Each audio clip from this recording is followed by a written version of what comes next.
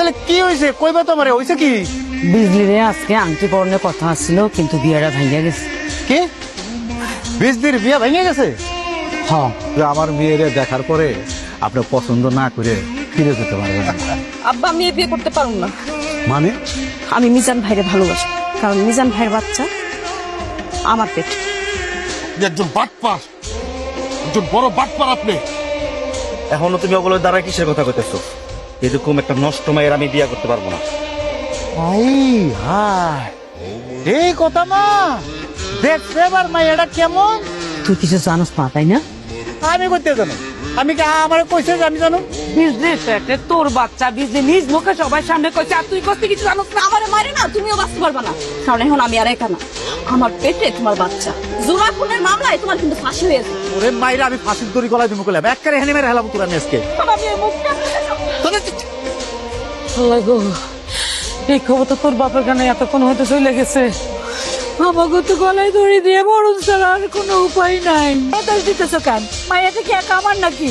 মাইয়া এক আর না দুইজনের সেই সিদ্ধান্ত নেবেন পরে আপনারা, কিন্তু বিজলি যা ঘটাইতেছে তার শাস্তি আপনাকে পাওয়া হয়ে গেছে।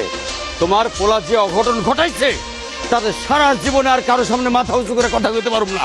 তোমার তো একটা ভালো পোলা জানতাম, তোমার নামে যা শুনতাছি এতে ধারণা সব পাল্টে গেছে গা। কি কি কি কি কি শুনছেন? কি শুনছেন আপনি? হ্যাঁ কি কথা? আমাকে শরীফ গাজীর মাইয়া এই বিজলির পাটি ওইটা পাটি কি তোমার বাচ্চা? আল্লাহ রে আল্লাহ রে। গ্রামে কি একটা ঘটনা ঘটতে গেল।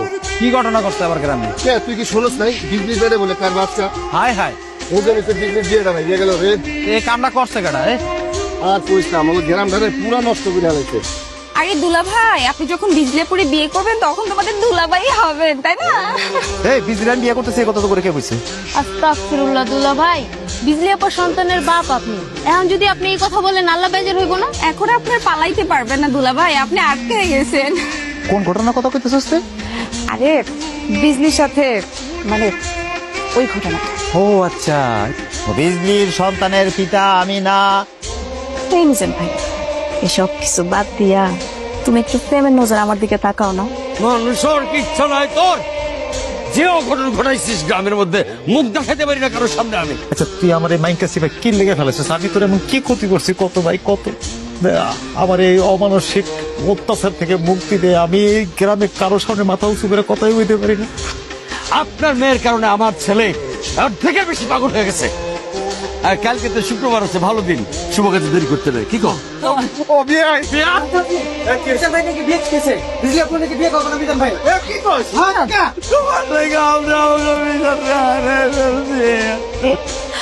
আমি সারা জীবন ভাবছিলাম মিজান ভাই আমার অনেক ভালোবাসে, কিন্তু মুখ মিথ্যা কইতে পারে না। আমার পেটে যে মিজান ভাইয়ের বাচ্চা, এই মিথ্যা কথাটা যদি আমি না কইতাম তাহলে আমাকে সবার আজকে এই দিনটা দেখা লাগতো না। আমি মিথ্যা কথা কইছিলাম, আমি মিথ্যা কথাটা কইছিলাম শুধু মিজান ভাই জানি আমার বিয়া করে, তাই আমি মিথ্যা রোটানাটা রোটাইছিলাম। চাচা